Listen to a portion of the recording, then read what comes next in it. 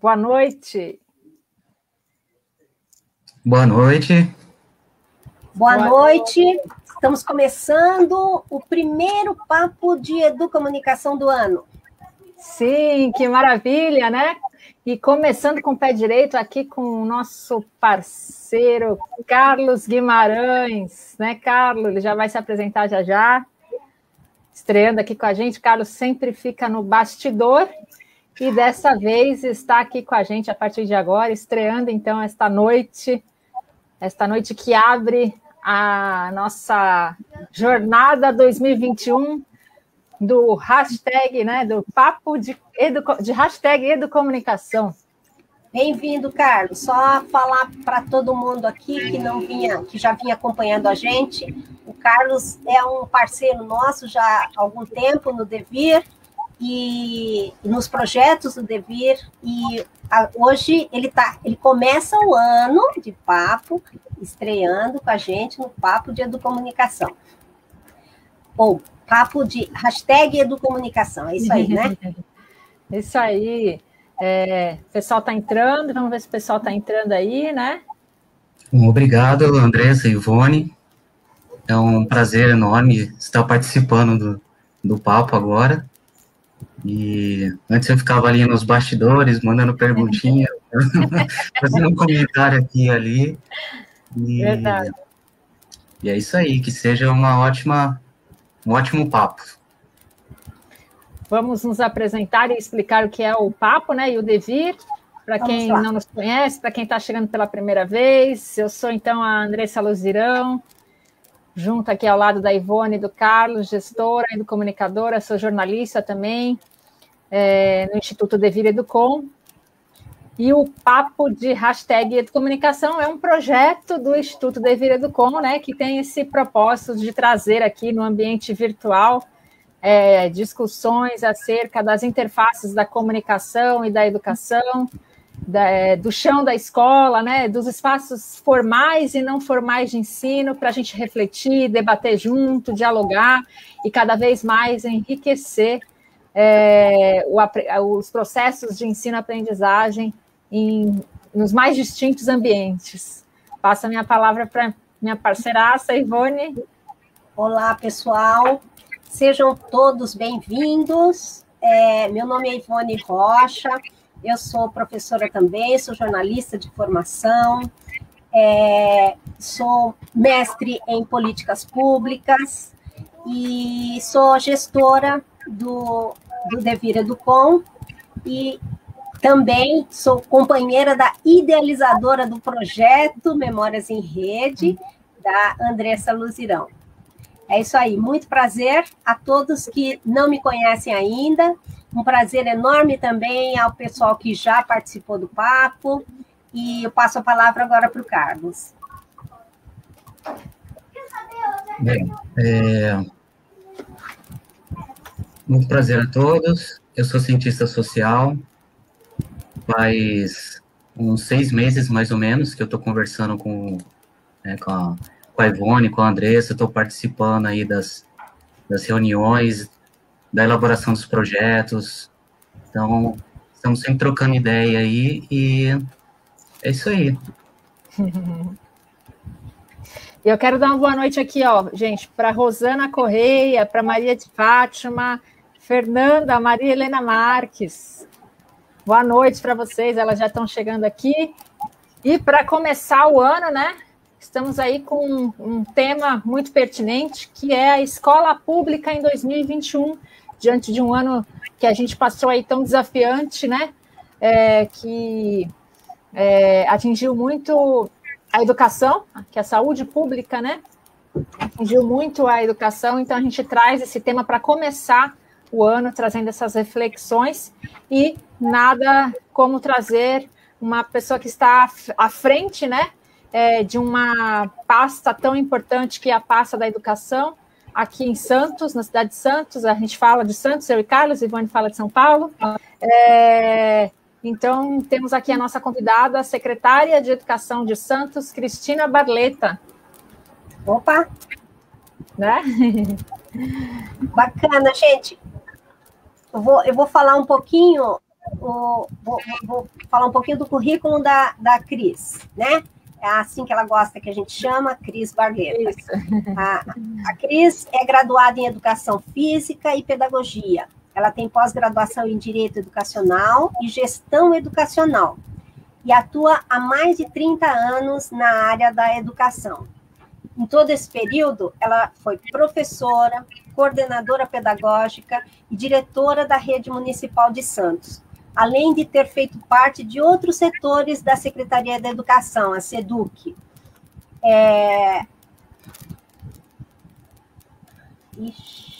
Saí ou não? Voltei. Me deu a impressão de que eu tinha saído, desculpa, não. Gente. Ela integrou e comandou a equipe que implantou o Sistema Integrado de Gestão Escolar, o SIGES. Em 2008, o sistema recebeu o Prêmio Inovação em Gestão Educacional do Ministério da Educação, do MEC. E, bom, além de tudo isso, ela foi supervisora do programa Escola Total e secretária adjunta de Educação em 2013. No ano seguinte, em 2014, ela contribuiu com a Secretaria de Cultura, a Secult, e ela também foi membro do Movimento de Arregimentação Feminina, MAF. Só que aqui, eu não sei, depois ela explica para a gente se ela foi membro ou se ela continua membro do MAF. Ok? Então, vamos apresentar aqui a Cristina Barleta. Oi, pessoal. Seja bem-vinda. Olá, Cris. Seja muito bem-vinda. Tudo bem? Seja bem-vinda. Muito bem-vinda e para a gente, saiba que é um prazer ter você aqui nesse nosso bate-papo.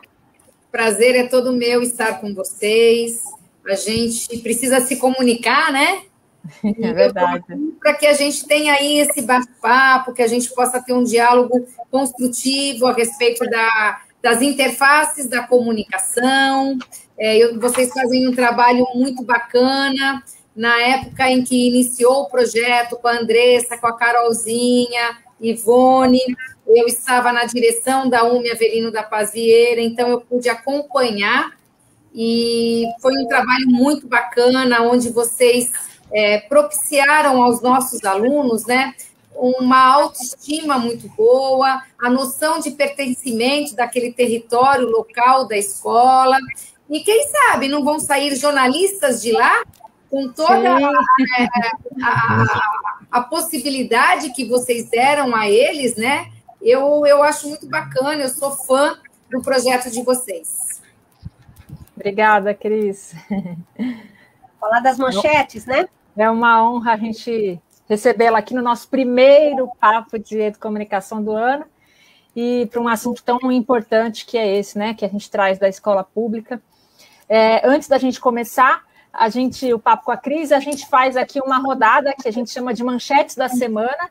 É uma dinâmica que a gente faz nesse projeto que a Cris mencionou, o projeto Memórias em Rede, que a gente desenvolve nas escolas Avelino da Paz Vieira e Mário de Almeida Alcântara desde 2018. E a gente construiu aí essa dinâmica junto com os meninos e com as meninas, em que é um momento de escuta, né? Um momento de escuta ativa, de exercitar a escuta, né? De saber o meu momento de falar, o meu momento de ouvir, sempre fazendo essa analogia com o jornalismo, porque o que é o jornalista, se não um grande escutador? Então, a gente desenvolve aí esse trabalho com os meninos, que eles falam as manchetes da semana, né? As manchetes da vida deles. Então, a gente trouxe essa dinâmica aqui para o papo, para quem está acompanhando pela primeira vez, por isso a gente está explicando, mas em todos os papos a gente coloca o nosso convidado no meio dessa roda, que são as manchetes, né? E vamos começar com as nossas manchetes, trazendo aí as notícias que cada um de nós aqui consideramos relevante, que nos impactaram, enfim. E eu acho que podia começar com o Carlos. Joga a palavra para o Carlos, já que ele está estreando hoje aqui com a gente. Qual é a sua manchete, Carlos? Bom, minha manchete é sobre uma PEC que estava sendo votada hoje na Câmara. Eu não vi ainda o resultado, mas é uma PEC de emenda constitucional sobre a imunidade parlamentar. Então, é uma PEC que vem a proteger um pouco mais ainda os parlamentares, né? A questão da imunidade parlamentar. E restringir algumas regras de prisões preventivas, como aconteceu né, na semana passada com o Daniel Silveira, e até por conta dessa prisão, essa PEC foi, né, tá sendo votada bem rapidinho, né? Então, um gancho que eu trago aqui para, né, para o nosso, as coisas que nós discutimos, né, com relação à comunicação, relação ao uso da internet, é uma reflexão mesmo sobre a liberdade de expressão, né, até, né, quais são os limites da liberdade de expressão, né, o que deixa de ser uma liberdade de expressão, né, para ser uma agressão a partir do momento que ela passa ali de um certo limite ali, tá? Então, essa é a minha manchete da semana. Vou passar a bola agora para a Andressa. Qual que é a sua manchete aí, Andressa? Bom, a minha manchete, eu acompanho o programa Criança e Natureza do Instituto Alana, né? Eu considero essencial os processos de ensino-aprendizagem que conectem a natureza, porque entendo que a natureza somos todos, né? E esse programa Criança e Natureza do Instituto Alana, né? Eles lançaram um guia, uma espécie de guia para educadores, para instituições escolares, agora nesse período de retomada das aulas, para que os educadores, as instituições de ensino, possam cada vez mais utilizar os espaços ao ar livre para as aulas, né, para o aprendizado. Isso é uma das questões também que a gente vai trazer aqui para a Cris, né, para a gente discutir, para a gente refletir. Então, essa é a minha manchete aí, esse guia fica uma dica aí desse trabalho que o Instituto Alana faz por meio do programa Criança e Natureza. E acho que agora eu passo, deixa eu ver, para quem eu vou passar, eu passo para a Cris. A minha manchete da semana, hoje, voltei às origens.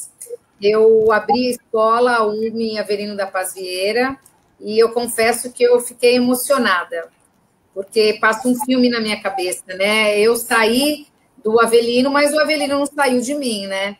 Então, eu tive a oportunidade de estar com os professores, com os funcionários, com alguns alunos, nessa retomada tímida ainda, né, que nós estamos tendo gradualmente, mas é uma satisfação enorme, porque quem ouve mais erra menos, né? E a gente precisa escutar o que os professores, os funcionários, os profissionais da educação estão pensando nesse momento agora de retomada. E a necessidade de colocar, né, de ter alguém que escute essas rodas de conversa, porque a escola, além de ser um lugar de aprendizagem, é também de acolhimento, de escuta, e todos nós, né, eu acho que o mundo todo, em relação a essa pandemia que a gente vem vivendo, tem necessidade de falar, de colocar, e a gente precisa ter escuta, espaços para essa escuta. De modo geral, professores, funcionários, alunos, e foi o que eu fui fazer hoje na escola, eu fui escutar. E a gente sabe que tem muito para escutar, né? E esses alunos nossos profissionais, têm muito a falar. Então, hoje, essa foi a minha meta-dia e, com certeza, a semana. Eu passo agora para a Ivone. Isso, só sobrou você, Ivone. Só sobrou eu. Bom, a minha manchete da semana foi uma coisa muito legal que aconteceu com a gente essa semana, que foi o contato de uma aluna da Escola Mário. Ela fez contato com a gente, a Letícia, né?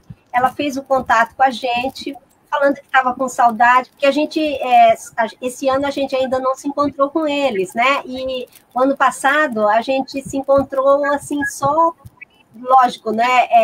Pelas redes, né? Pela internet, redes sociais e tal.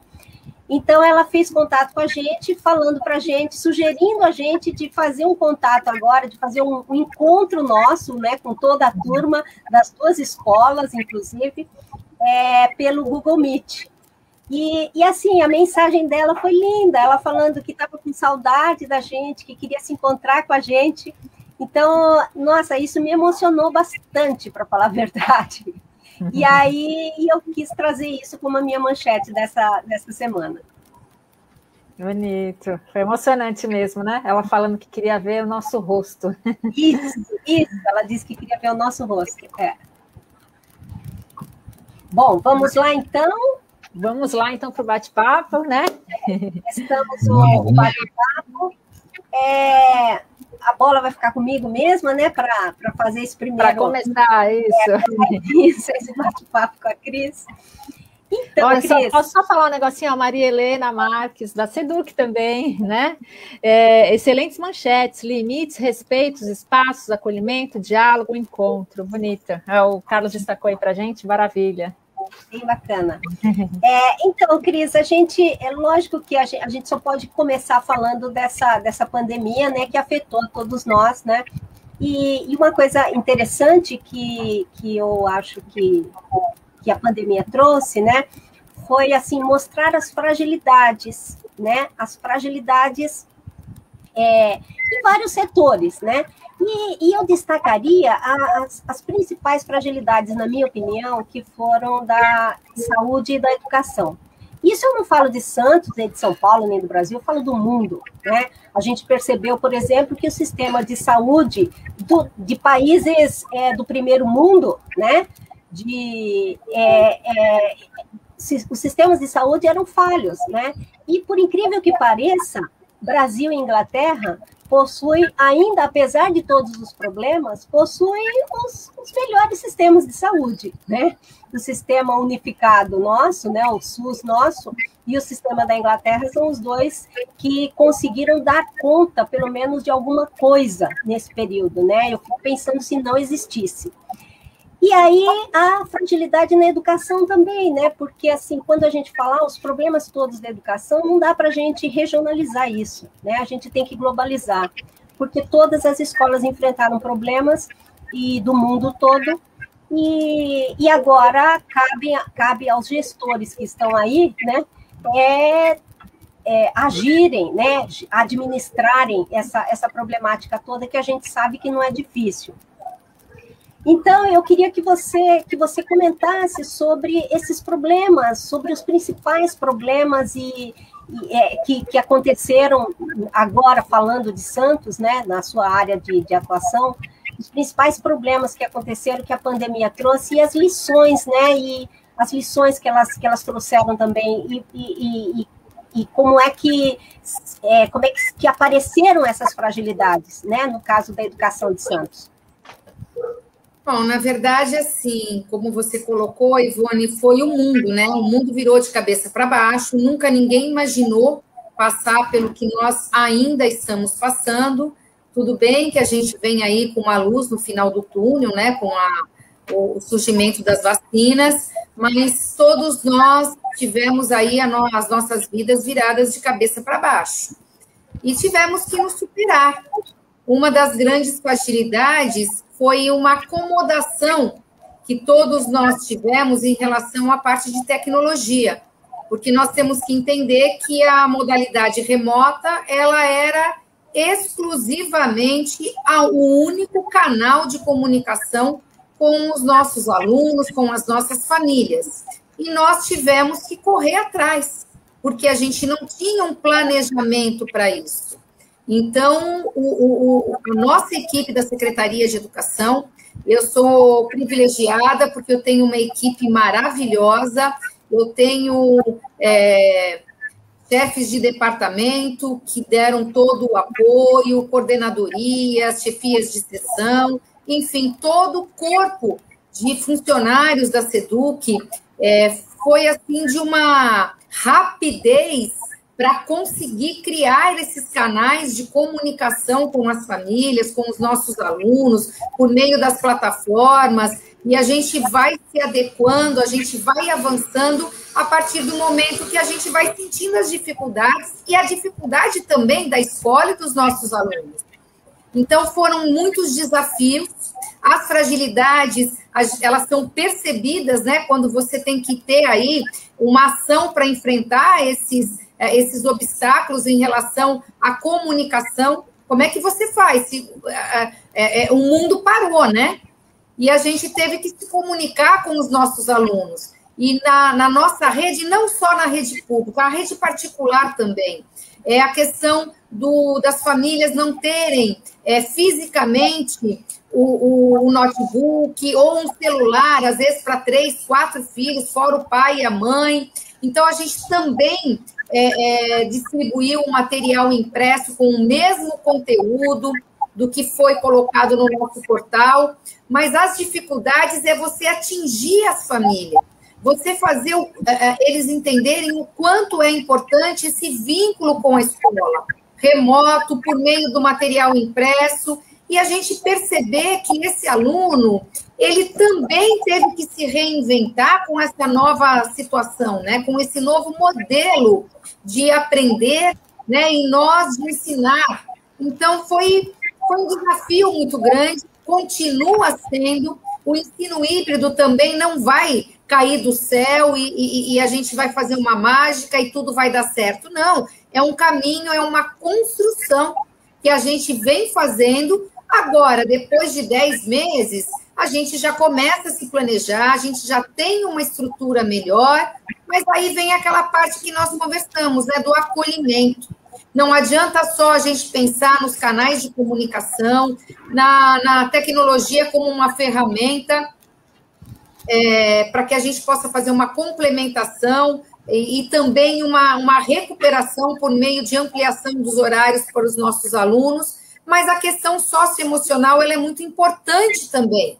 A gente precisa ter escuta, a gente precisa restabelecer esse emocional de todos, né? Dos nossos profissionais da educação, dos nossos professores e dos nossos alunos. Porque se o professor também não está bem, o nosso aluno também não vai estar. Porque o professor hoje, ele é o mediador desse conhecimento, né? O nosso aluno passou a ser o protagonista do seu próprio aprendizado, mas o professor mediando tudo isso. E ele tem que estar preparado para esse modelo híbrido também, né? Então, a gente tem desafios constantemente. E quem está na educação sabe que mesmo anterior à pandemia, nós já tínhamos muitos desafios na educação, né? A educação é eternamente desafiadora, né? A gente tem que estar sempre se atualizando, correndo atrás, aprendendo sempre, aprendendo com o que acontece no chão da nossa escola e também mundo afora. A gente precisa ter essa troca, essa comunicação, né, gente?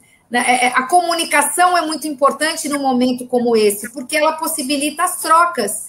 E a gente vai percebendo o que e aonde foi feito alguma coisa que cabe a nós também.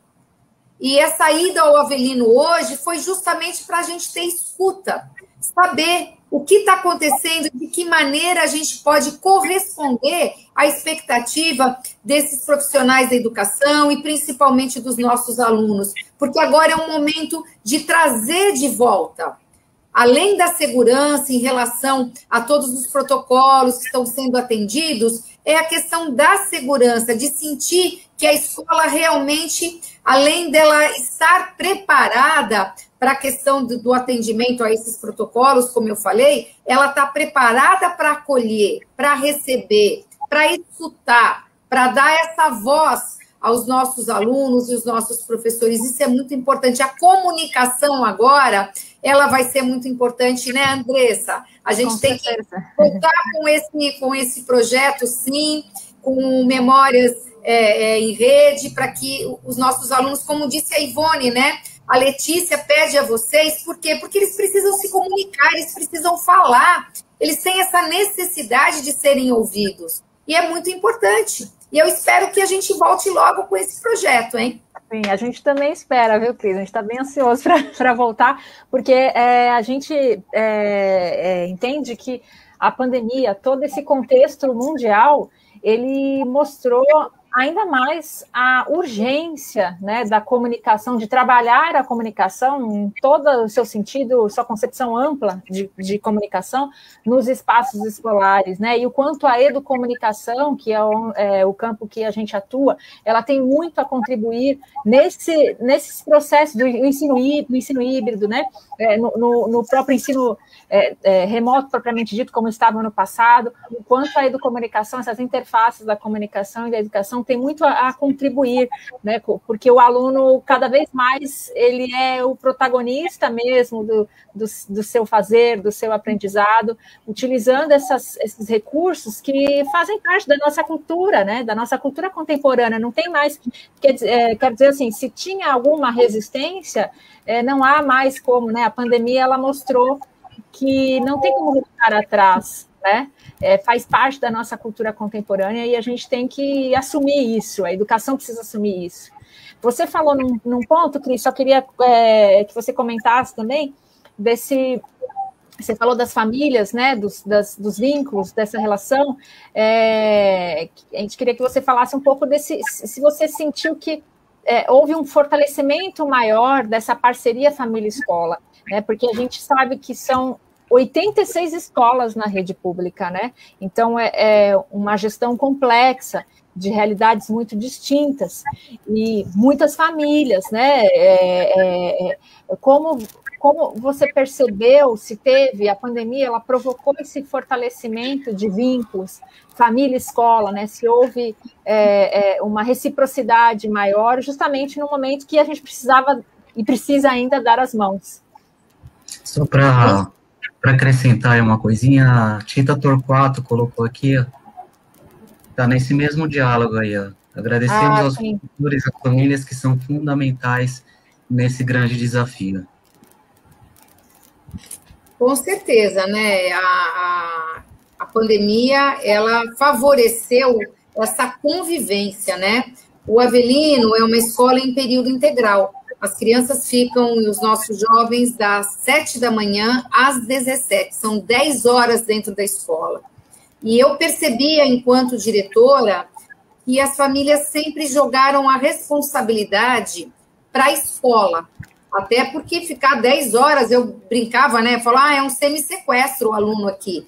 Porque 10 horas, ainda mais alunos do 6º ao 9º, são pré-adolescentes, adolescentes, não é fácil, você tem que ter uma criatividade incrível para ter a atenção deles e o interesse deles durante esse período, né? 10 horas não é fácil, não.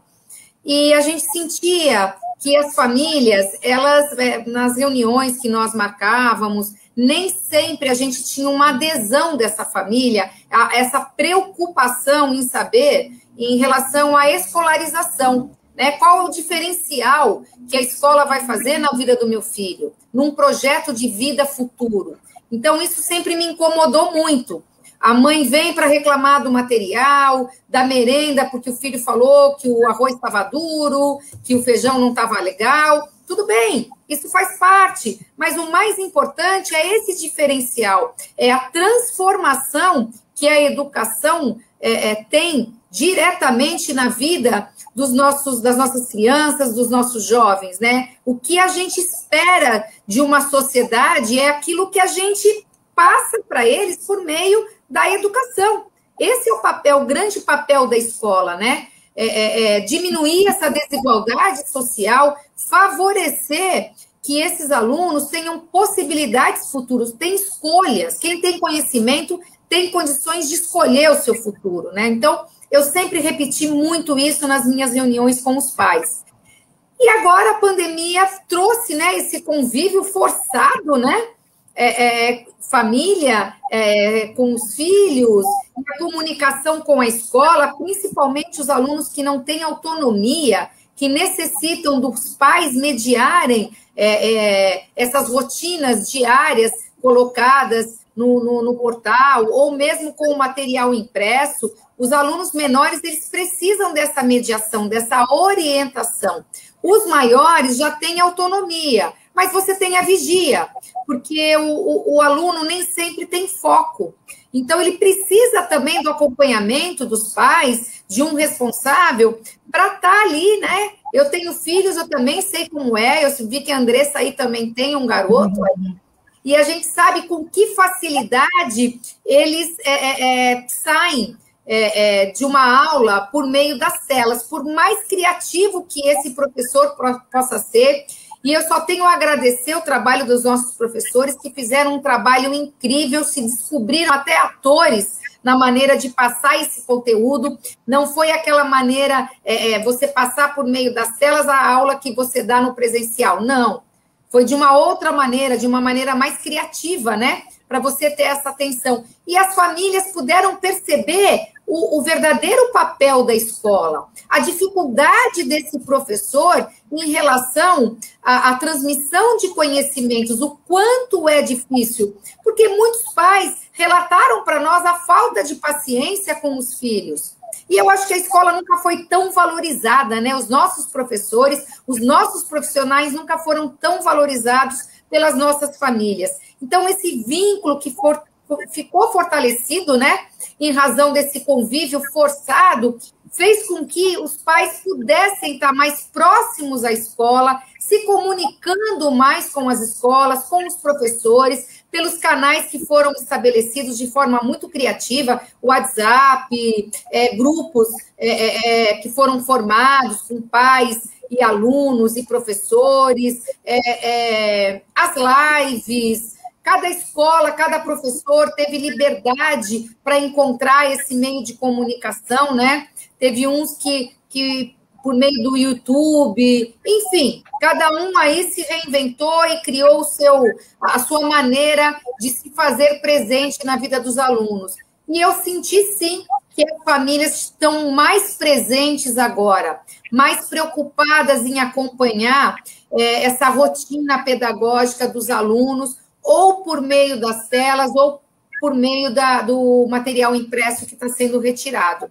Esse legado, ele é positivo que a pandemia deixou.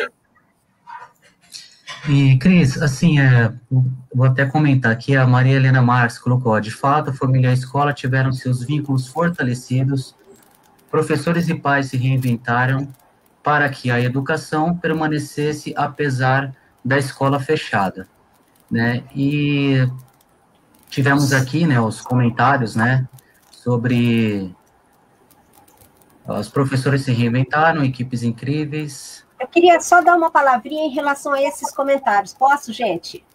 Claro. Nós, eu não sei se vocês estão sabendo, mas assim, nós, pelo Devir Educom, nós oferecemos três oficinas e uma palestra, né? Agora, no começo do ano, no Encontro USP Escola, que acontece 2 vezes por ano nas férias, né? Em janeiro e julho. Agora, em janeiro, nós fomos convidados a oferecer essas oficinas e essa palestra que a gente deu, né? E nós percebemos exatamente isso que a Cris falou, era isso que eu queria comentar. Os professores, foram muitos professores que participaram. Esse encontro, ele é voltado a professores da rede pública, né? Escola básica e rede pública. Então, nós, nos nossos encontros, por turma, nós tínhamos, em média, 100 alunos, né? 100 alunos. Isso foi muito expressivo. Nós esperávamos, assim, para vocês terem uma ideia, nós esperávamos algo em torno de 20, 25 alunos.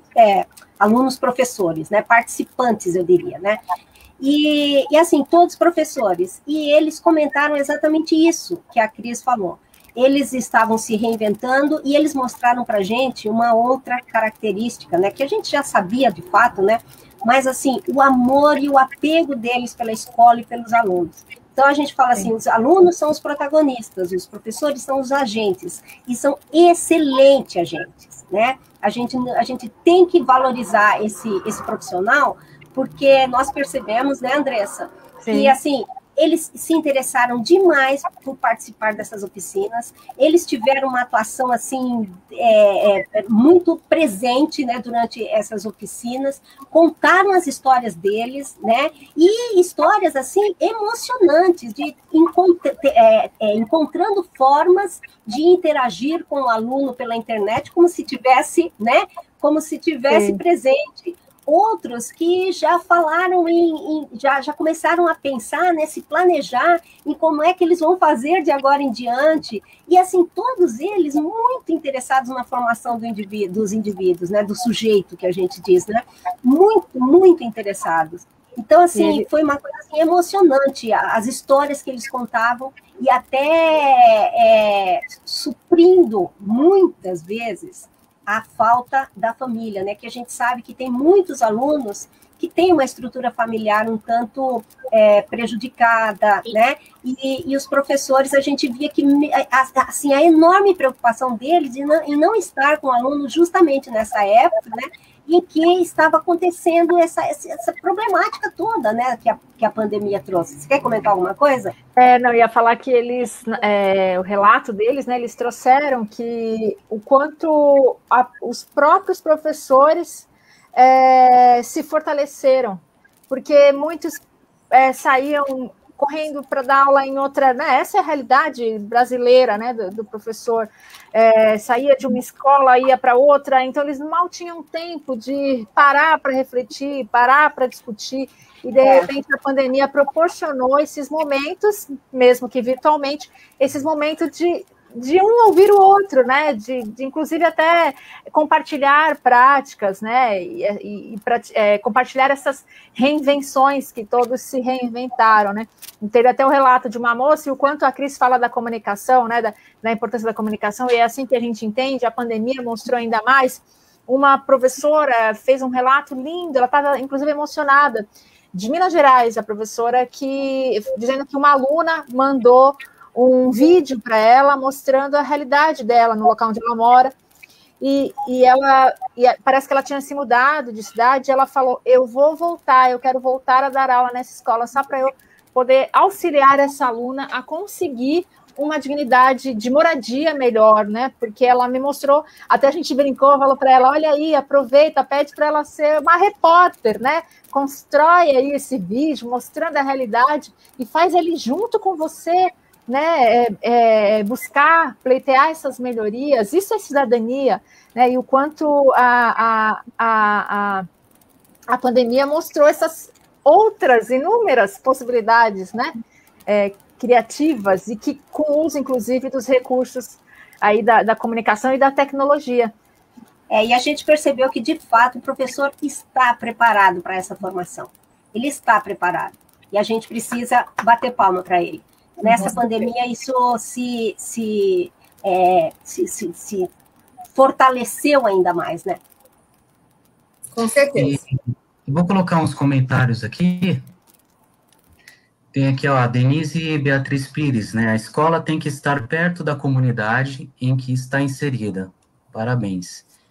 E aqui, Maria Helena Marques. De fato, precisamos estar juntos para a escola, para essa importante recomposição do currículo, a fim de resgatar as aprendizagens. E aí eu queria fazer uma pergunta para a Cris, ou, assim, na verdade, pedir para ela comentar sobre, né, nós falamos um pouco do que foi até agora, e você já abriu um pouquinho essa questão dos novos desafios, né, com os alunos, com o dia a dia da escola. Você poderia falar mais um pouco sobre isso, né, os novos desafios previstos para esse cotidiano escolar nessa situação atual? Bom, nós temos um planejamento para esse retorno que está acontecendo agora, entendendo, né, que 2020 foi um ano que não foi possível nós trabalharmos o nosso currículo de forma a atender, né. Nós, aqui em Santos, nós temos o nosso currículo santista, e ele está à luz, né, da BNCC, da Base Nacional Comum Curricular, mas de forma remota, e mesmo com o material impresso, nós não conseguimos, né, eu acho que ninguém, trabalhar todos os nossos conteúdos. Então, a gente sabe que vai ter que ter um resgate disso tudo, nós precisamos minimizar tudo que não foi possível trabalhar. Nós tivemos aí, dentro das competências, das habilidades, focos, mas a gente entende que aquilo que não foi possível de ser incluído precisa agora ser oferecido aos nossos alunos. Então, esse retorno agora, por meio de sondagens, nós vamos fazer uma avaliação individual, por grupo, classe e aluno, para que a gente possa, né, dar essa condição, essa oportunidade para os alunos. E isso é um grande desafio, principalmente quando você enxerga isso de maneira individual. Nós temos na rede quase 29 mil alunos.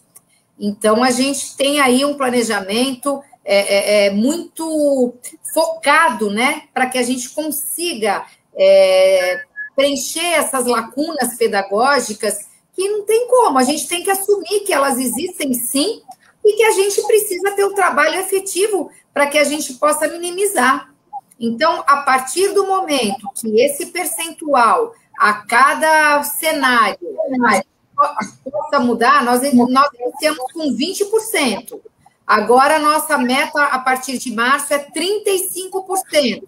E se continuarmos com cenários favoráveis, a gente chegar a 50%, a 70%, e o nosso grande desafio é os nossos projetos de recuperação junto aos nossos alunos e os nossos professores, para que essa desigualdade, né, que eu falei lá no começo, ela não se instale nos alunos da rede pública municipal. E a gente precisa de muito trabalho, de muito foco e de uma formação que chegue aos nossos professores para que eles, como disse a Ivone, eles estão preparados? Estão, e eles precisam cada vez mais se preparar para isso. Então, de que forma a gente consegue? Ampliando o horário dos nossos alunos, porque a tecnologia vem nos favorecer nesse sentido. A gente amplia o horário junto com a tecnologia, que é uma ferramenta hoje que se mostrou essencial para esse tipo de trabalho, para que a gente possa, aos poucos, porque ninguém faz nada da noite para o dia, recuperar e dar essa condição para os nossos alunos. E a gente só consegue isso com um trabalho fortalecido de formação junto aos nossos professores e às nossas equipes gestoras. Então, Carlos, são muitos desafios, sim, só que a gente está ali, né? Um dia de cada vez, a gente vem monitorando a cada dia o número de alunos presentes nas nossas escolas. Nesse primeiro momento, a nossa ação é conjunta com a Secretaria de Saúde, por meio da vigilância sanitária, nós temos uma portaria conjunta onde esse acompanhamento se faz necessário, até para monitorar esses casos que vêm aparecendo, e a gente não pode responsabilizar a escola por isso, porque a vida continua, as pessoas continuam frequentando o supermercado, a farmácia, a padaria, enfim. A escola estando, e eu acredito, porque eu confio no trabalho dos nossos profissionais da educação, mantendo os protocolos, o contágio não é na escola, o contágio é fora da escola. Agora, entendendo que a escola está inserida dentro dessa comunidade, não tem como não aparecer esses casos. Eles vão aparecer, até porque nós também oferecemos essa testagem em novembro do ano passado e agora nesse reinício presencial e parcial. Então, casos aparecem, mas eles estão sendo orientados, monitorados, junto com a vigilância sanitária, para que a gente tenha esse controle e continue nesse movimento de receber os nossos alunos por tudo que a gente falou até agora.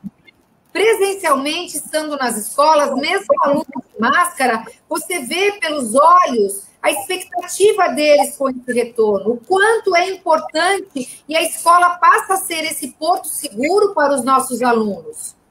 Então, que a gente possa, dia a dia, enfrentar esses desafios e trazer cada vez mais para a escola a condição desse retorno. E a gente precisa da ajuda de todos, né? E qual é a frequência, Cris, a frequência de alunos que vocês estão prevendo? Então, nós iniciamos com 20%, timidamente, poderíamos começar com 35%, como o Estado, como as escolas particulares, que já chegaram até a 50%, dentro de uma possibilidade de 70% por estarmos na fase amarela. Mas nós decidimos iniciar com 20% para que a gente pudesse monitorar os casos, né? E até entender quais são os professores que teriam essa condição de retorno, que não estariam no grupo de risco ou comorbidades, e os profissionais com mais de 60 anos também. Não adianta eu receber os alunos e não ter a estrutura dos profissionais para recebê-los, né? Então, hoje, a gente vem monitorando, é a terceira semana, e nós giramos em torno de 10% a 12% dia, em relação a todas as modalidades. A EJA, o Fundamental 2, Fundamental 1, a nossa educação infantil, que iniciou também agora com Maternal 1, Maternal 2, e os nossos bebês, berçário 1, berçário 2, a partir de 8 de março.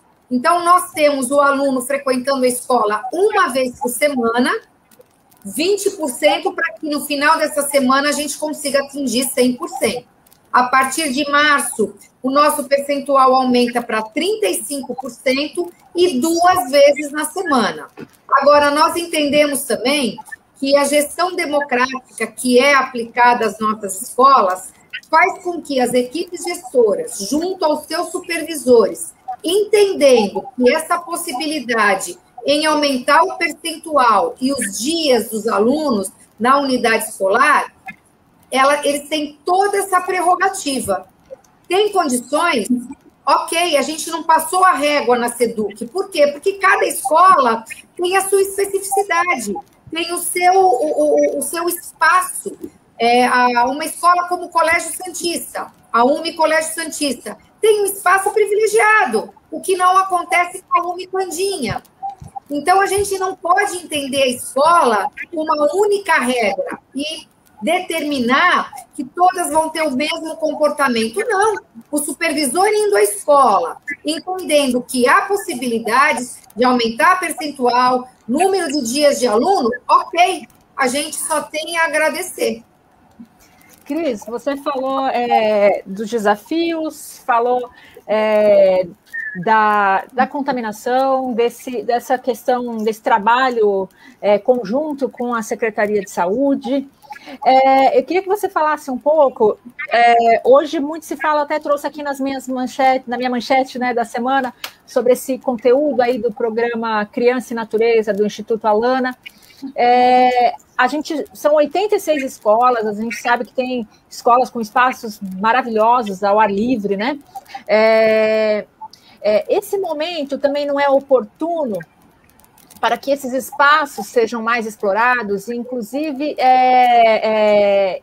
em consonância com o título, né, de Santos, de cidade educadora, estendendo para além muros da escola, né, utilizando as praças, por que não, né, utilizando a cidade como currículo escolar. Acho que a gente vê que a gente entende que a pandemia mostrou também isso, né, além dessa questão da tecnologia e da comunicação, que a escola realmente ela é além muros, né? Ela não é só o espaço da instituição, o aprendizado ele não acontece somente no espaço da instituição escolar, né? Ele extrapola os muros da escola, vai para o território, vai para toda uma cidade entendendo ela como um currículo de aprendizado. Esse é um momento, acho que oportuno para isso. Queria que você falasse um pouco sobre isso também. Não, concordo plenamente, né? Você explorar esse território no entorno da escola. Essa já é uma proposta das escolas em período integral também, né? E nada melhor do que nesse momento que a gente vive, né? Dessa crise epidemiológica, você favorecer esse aprendizado em áreas livres, até uma questão de segurança também, né? E os alunos, para eles é ótimo sair do espaço escolar, né? Do espaço sala de aula, né? E ter essa construção de conhecimento nessas áreas livres. A gente tem alguns projetos, que é o estudo do meio, onde a gente leva os nossos alunos para outros locais, para que eles possam aprender interagindo com outros meios, a não ser o contexto escolar. Isso eu acho que hoje a pandemia vem mostrar, sim, você tem toda a razão, Andressa, a necessidade de a gente ir com os nossos alunos para além dos muros das nossas escolas, né? Aprender a trabalhar e interagir explorando o território local. E a gente precisa oferecer isso para os nossos alunos, sim, porque se aprende muito também quando nós saímos dos nossos muros internos, né? A gente tem que ir para fora, sim, E agora, com a pandemia, nada melhor do que a gente respirar ao ar livre. Nós temos escolas que têm esses espaços, mas nós temos escolas, principalmente as nossas creches, que não tem essa estrutura.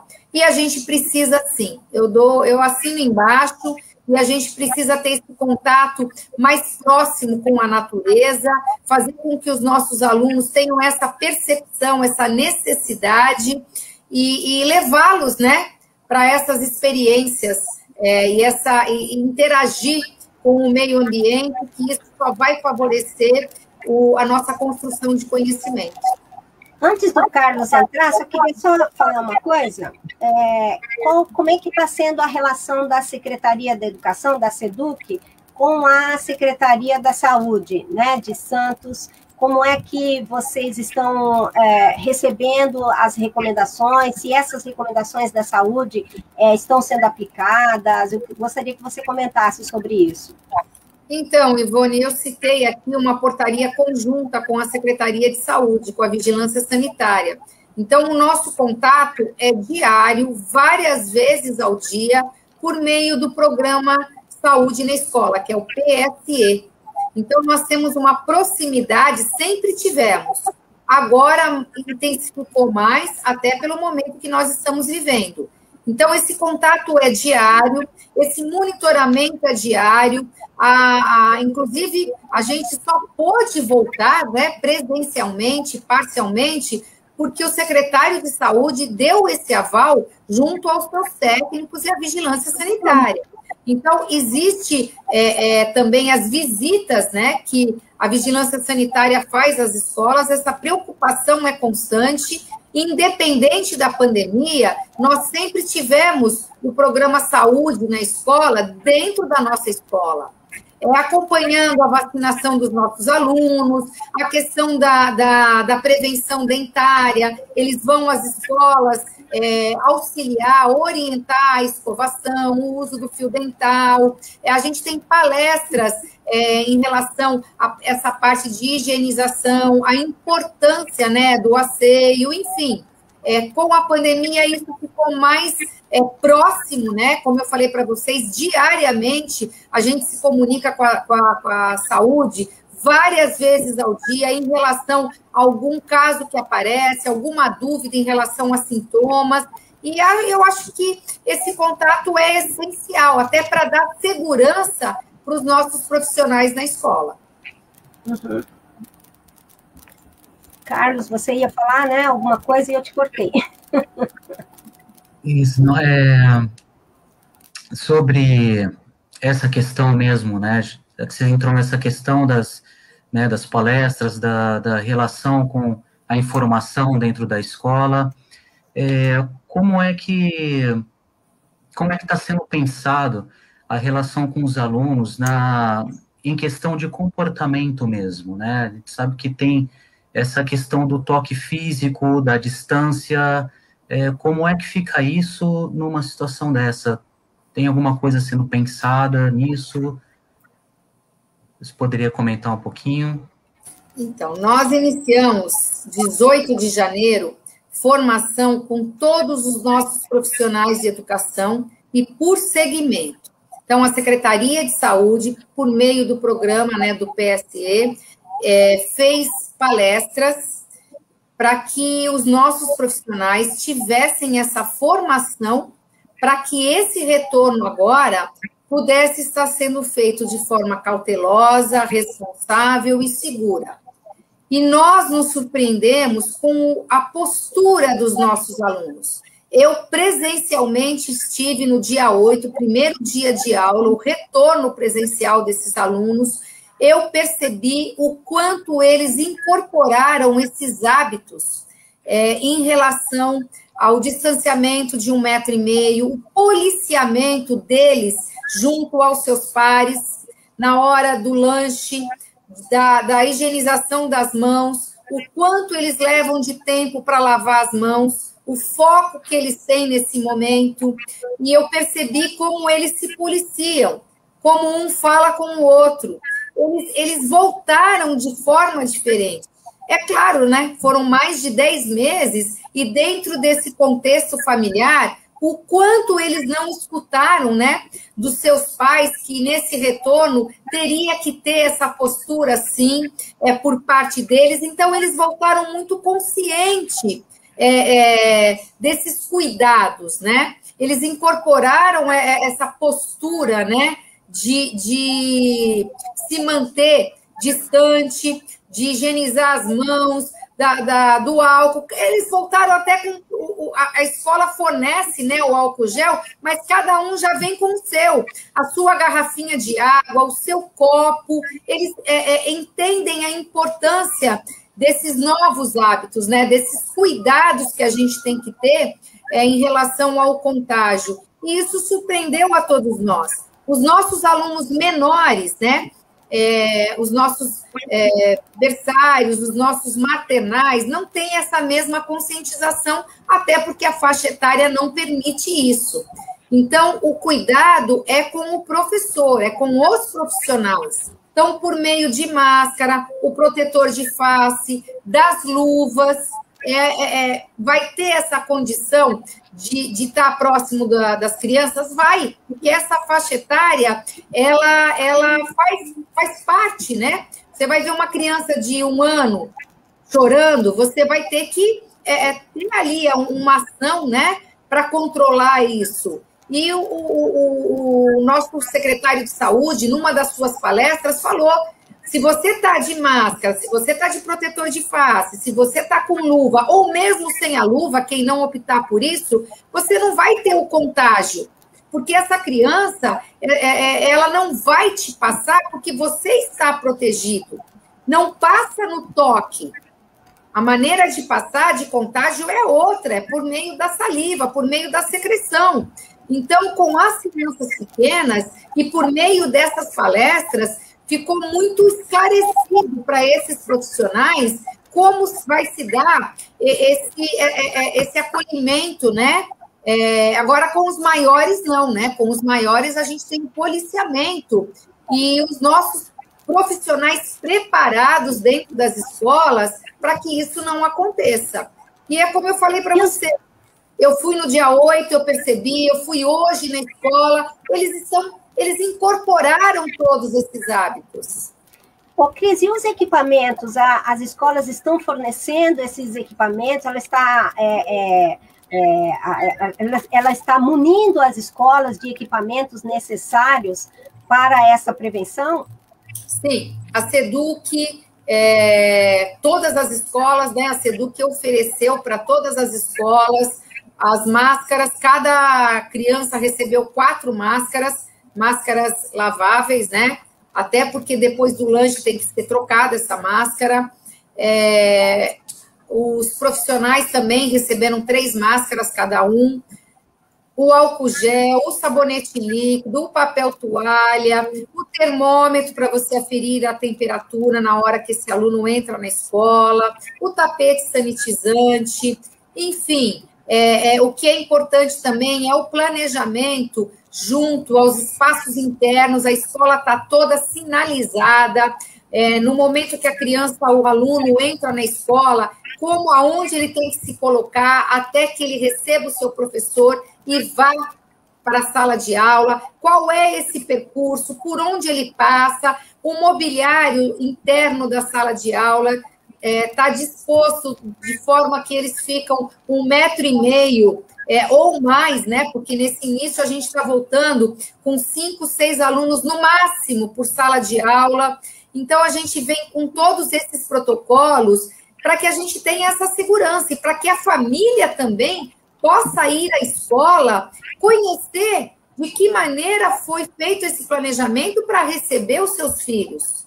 E isso é muito importante, porque dessa forma eles vão se sentir seguros para encaminhar os filhos para as nossas escolas. E se nesse momento ainda não tiver essa segurança, os pais podem optar pelo remoto ainda, né, pela retirada de material impresso também, desde que haja um comprometimento em não romper com o vínculo aluno-escola. Isso é muito importante também. Legal, Cris, a gente está chegando no final aí, Já são 8 horas, muito bom papo, muito legal mesmo, muito esclarecedor, né? Porque é importante que todos fiquem sabendo, né, como é que está essa preparação, a gente diria assim, né, das escolas e da secretaria em relação a esse ano de 2021, que promete ser um ano bastante desafiador, né? Se 2020 foi desafiador para que as pessoas, as famílias, as escolas, a comunidade escolar, enfim, se acostumasse, né, ou se adaptasse às tecnologias da internet, 2021 é um ano, assim, desafiador para enfrentar esse retorno e essa hibridez, né, que promete esse ano, né? Então, foi bem bacana falar com você. A gente espera receber você em outras ocasiões, né, Andressa? Com certeza, porque são muitos assuntos, né? E ainda mais dentro desse contexto que a gente vive, assuntos complexos, né? A gente sabe, claro, de muitas divergências. O nosso foco aqui é buscar essa reflexão para a melhoria da educação, né? A educação que é tão importante. No nosso país, a gente sabe que não é, né? Cultura, educação, esporte, não são valorizados como deveriam. A gente sabe, né? Todas essas fragilidades que a área abarca dentro do nosso sistema, né, o sistema educacional brasileiro, e a gente realmente tem que tirar o chapéu para os professores, para os gestores que estiveram e estão aí à frente de vários alunos, de várias equipes, né, conduzindo esse processo que é tão delicado, é tão frágil, é tão complexo, é tão diverso. Então, foi um prazer, Cris, receber você aqui. Acho que a gente tem assunto para outros papos para outros papos, né, de comunicação aí, para a gente discutir e saciar essa sede, que a educação é isso, né? A gente sempre tem a sede, né? Ela é sempre insaciável. E hoje aqui, nossa, se a gente realmente continuasse, tem assunto aqui para 5 horas. Então, são muitos comentários aqui. Sim. Muito pessoal dando bastante ideia. Mas é isso, é um assunto muito complexo que não dá para terminar num dia só, tem muita gente com medo, ao mesmo tempo muita gente, né, cansado também, né, dessa situação, cansado de ficar em casa, ao mesmo tempo muita gente saindo por aí nos lugares que de repente não são essenciais estar, né, então é muito complexo mesmo, né. Enfim, estamos, né, nesse desafio aí. Que a gente possa, sim, ter vacinas para todos, né, e que os professores, os educadores sejam incluídos nessa linha de frente, porque estão na linha de frente da educação, né? Então, torcemos para que a vacina chegue logo. Nosso, né, é um problema nacional, né, e que isso possa ser o mais breve possível, aquilo que a gente tem, né, de esperança. A esperança acho que não pode nos faltar, né, e a garra também, né, para seguir adiante, a luta para seguir adiante. Cris, muito obrigada. Muito obrigada, foi um prazer, viu, recebê-la aqui. Deixa eu só perguntar para ela uma coisa, se ela quer fazer alguma consideração para a gente finalizar. Eu quero agradecer a vocês pelo espaço, né, para que a gente possa se comunicar, para que a gente possa levar para as pessoas os nossos esclarecimentos. Como disse a Andressa, a gente constrói um caminho também ouvindo críticas, e elas são sempre construtivas, porque elas nos levam a refletir e a encontrar, né, um caminho onde a gente possa sempre levar o melhor para a nossa educação. Eu sempre falo que nem sempre a gente consegue fazer o melhor, mas eu, particularmente, dou sempre, a cada dia, o meu melhor, porque eu sou muito privilegiada. Eu escolhi trabalhar em educação e eu sei que foi a melhor escolha que eu pude fazer na minha vida, porque, além de eu gostar muito, eu percebo, eu aprendo e eu me alimento a cada dia de tudo que acontece, e a minha motivação maior é fazer com que a gente possa realmente ter uma educação de qualidade, mas não no discurso, e sim na prática. e eu me deparei com tantas coisas que me emocionam a cada dia, depoimentos de professores, de alunos. A gente sabe que o poder público tem muitas fragilidades, mas o que é encantador é você perceber que a pandemia também trouxe a conscientização do sacrifício que cada um de nós temos que fazer para enfrentar o que a gente vem enfrentando. E o comprometimento, né? Quando você escolhe trabalhar com educação, você sabe que é histórico, né? Não é questão da pandemia. Os nossos problemas, eles já vêm de anos. E a pessoa que realmente é comprometida, ela corre atrás, ela faz de tudo para que os nossos sonhos, os nossos objetivos sejam atingidos. E, às vezes, a gente precisa se doar, sim. Tem pessoas que se doam até muito, como vocês, Andressa, Ivone, o Carlos, que fazem parte de um projeto tão bacana, que dão tantas oportunidades aos nossos alunos. Isso é uma doação que vocês fazem. E como vocês, a gente encontra várias pessoas na educação que tem aqui, sabe, na veia, tem a educação na veia, gosta do que faz, tem compromisso com aquilo que escolheu profissionalmente fazer das suas vidas. A essas pessoas eu só tenho a agradecer. E a minha gratidão é infinita, porque isso a gente vai perceber no nosso aluno lá no futuro. Aquele aluno que você oportunizou ter uma qualidade melhor de vida, ter um projeto de vida. Como eu gosto de encontrar os meus alunos numa situação bacana. É que nem o Credit Card, né, gente? Não tem preço. É uma sensação de você falar, puxa, que bacana, tem um pouco de mim na opção profissional desse aluno hoje que se deu bem. Que bacana. E muito dos nossos professores que contribuíram para isso. Então, gente, meu muito obrigada. Eu vou ficar aguardando ser chamada, porque, como disse Carlos, tem assunto aí para muitas horas, né? É verdade. É mesmo. Muito obrigada, gente. A gente que agradece. Queria só aproveitar para convidar todo mundo para estar com a gente no dia 25 de março. A gente vai divulgar nas nossas redes. No dia 25 de março, nós teremos o nosso próximo papo de educomunicação, que vai ser com o professor Juarez Xavier. Olha só, eu me enroscando o nome do professor. Professor Juarez Xavier, ele é da Unesp, de Bauru, e ele vai falar do racismo nas escolas. Olha que tema legal. Tema legal, bem legal. Viu? Tema muito legal, muito pertinente, né, para a gente trabalhar agora no começo do ano letivo, né? Então ele vem falar do racismo nas escolas. Ele sofreu muito racismo, né? Ele inclusive foi tratado, houve matéria com ele, matéria jornalística em alguns grandes jornais aí recentemente. Sim. Por conta do racismo. Então a gente vai falar sobre esse assunto no nosso próximo papo. Então, todo mundo anote aí, dia 25 de março, às 7 horas da noite. 7 da noite. A gente vai ter o nosso papo de educomunicação. Muito obrigada a todos. Cris. Obrigada, gente. Obrigada a todos. Obrigada, Ivone, Carlos, e a todos que nos assistiram. Obrigada, Cris. Obrigada, gente. Um beijo grande a todos. Beijo. Até a próxima. Beijo, tá bom.